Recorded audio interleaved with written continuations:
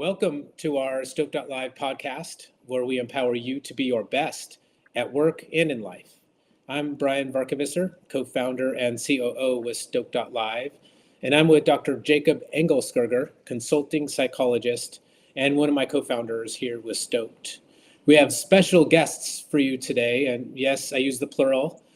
We have two professors who are experts in a field we all rely on for success: industrial and organizational psychology.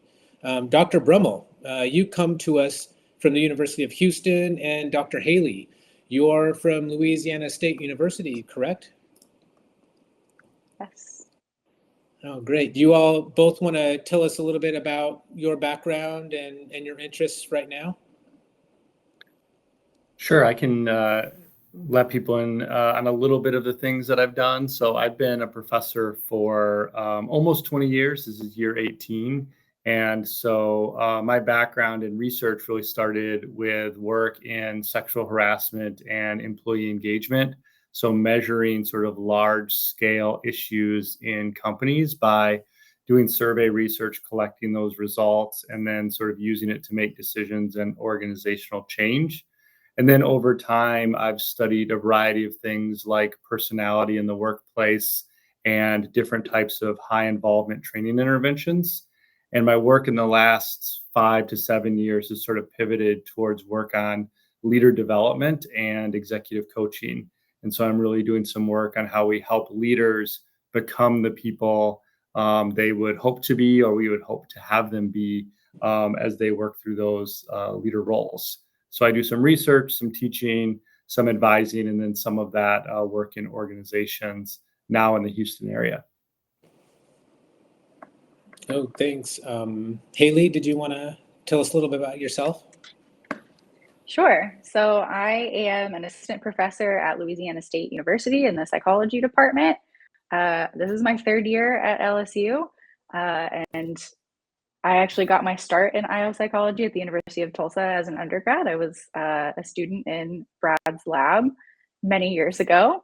So this is all full circle for me to still be connected to Brad and to be working with him and on this podcast with him. But my research is very different from Brad's. I am the occupational health psychology sector of IO psychology, and I am particularly a work family researcher, and I have a cat who really likes to zoom. Sorry about that. So I study work family dynamics, which include looking at how individuals can have a fulfilling work life as well as a fulfilling personal or family life. Some of the topics that I research are boundary management, overwork and workaholism, the ideal worker norm, really looking at, what kind of factors can individuals engage in, or how does their organizational environment support their well-being. I'm increasingly interested in human resources and policies around supporting well-being and how those can be leveraged to facilitate work-family success. Here, Haley and Brad, thank you for joining us today. I'm so in awe of your expertise and excited to have some time to dive in with you both.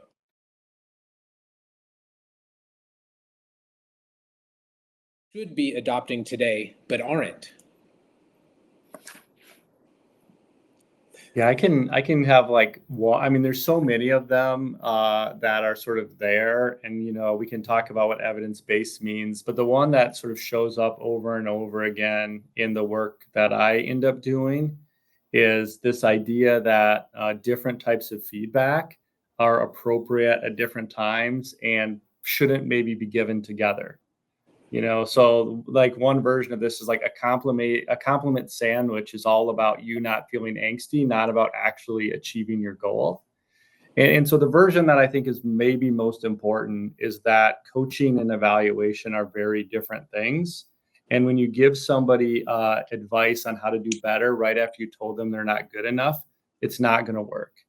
And so evaluation, this whole process of performance evaluation for administrative things like raises, promotions, keeping people in a company, when you give people that feedback, that's level setting, and they have to process what that means for them. If 2 seconds later you say, and then do this coaching stuff, they're not in mindset to say, how do I do better? How do I practice? How do I change things? But for efficiency and just because we're not thinking, we constantly stack those things together. And then nobody really hears the coaching because they're living in the evaluation space. And so development and administrative evaluation don't belong in the same meeting. And often they don't even belong, I think, using the same terms. But we constantly try to jam them together in the same systems or the same meeting because it's just easier, more efficient. As teachers, we do it, we give you grades and then say, next time, do better this way. As soon as you get that failing grade or that A grade, you're like, okay, I'm done. I'm in that space. And so I think that's one thing. How do you create your leadership such that sometimes you're really only focused on how to improve and grow? Sometimes you're really telling people how they're doing. And then the third piece is, how do you just appreciate people so that they hear the fact that you care that they're working there? And so being specific about the purpose and the timing of feedback is something that is very uncommon. It's difficult for a leader to get right, but even to think about why that would actually make you more effective is my current hobby horse. So, and I violate it all the time. So it's also, it's me, sort of being like, oh, I did it again. Like I need to not keep conflating these things. So. In my intro to IO class yesterday, we had a review session. They have a test this week. And one of the review questions was something along the lines of like, which one of these statements is not true of 360-degree feedback? And one of the wrong answers was like 360-degree feedback involves getting feedback from a bunch of different people at one point in time. And we were like, can you imagine like sitting in a room and like 6 people are just like giving you your performance feedback? But something that comes to mind for this question is maybe not like leader specific, but one of my like favorite tidbits about IO psychology and best practices is when we're going through the selection process, a structured interview is the best practice we can use for predicting who's going to be a good fit and a high performer within an organization. And do we use structured interviews all the time? Probably not, but they are statistically like the most valid way to assess a candidate. So that's what comes to my mind about evidence-based practices. And remind me how effective interviews are on the whole, Ailey, at predicting who's going to be a good fit for a role. So structured interviews, great. Unstructured interviews, not great. But unstructured interviews are the ones that people tend to like think that they can do really well, and they think that they can suss out the vibes of a candidate. So it depends on what kind of interview you're talking about. But a structured interview is, out of all of the tools that we have, the most predictive of a good selection choice. Yeah. And I think I can go ahead. Go for it, Brett. No, you're good. Well, I was going to follow up on that, where an interview isn't a specific thing that you're measuring. It can measure lots of different things. So one of the things that we use in the world of IO psychology is constructs. So we measure ideas like specific skills, personality traits, intelligence, attitudes. And so what we're really good at is measuring these things.